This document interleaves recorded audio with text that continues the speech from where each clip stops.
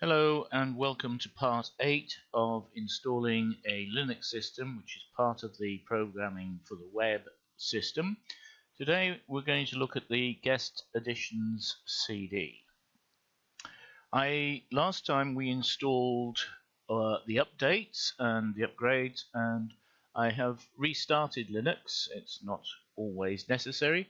You can see that the check mark and it says my system is up to date. I shall just have a quick look at that one, and you can see your system is up to date. You can actually view information about your system in here and what's being used and this type of thing under the view column. If you go into the Linux kernels,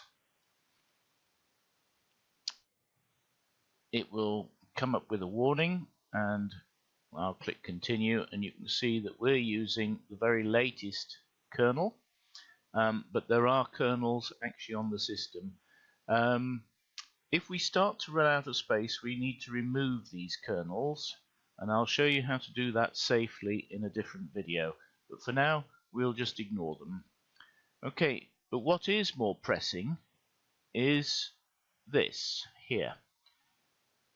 Running in software rendering mode, we need to remove that message, and we also need to do one or two other things to make the virtual machine more usable.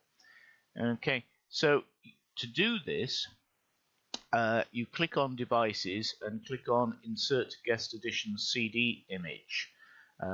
You don't actually have to insert anything. It's done for you automatically. And this normally removes that message. There are certain circumstances when it doesn't remove the message, and if it doesn't do that, I'll show you how to remove it. But normally, just by inserting the Guest Additions CD, we can remove that message, and we'll also add more functionality. Okay, so click on Run,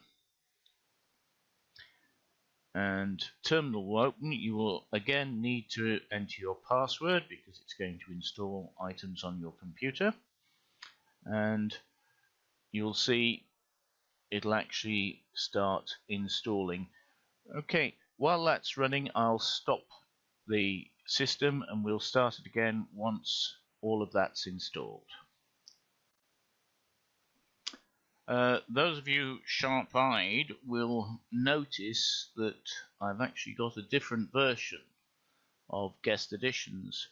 The problem was that I was running version 5.2.2, and there's a problem with that one, and the latest version currently, as of March 2018, is 5.2.8. So I installed 5.2.8 version of VirtualBox, and as you can see, everything is now working. Okay, that's it for today's video. Thank you for watching. My name's John, and I will see you next time.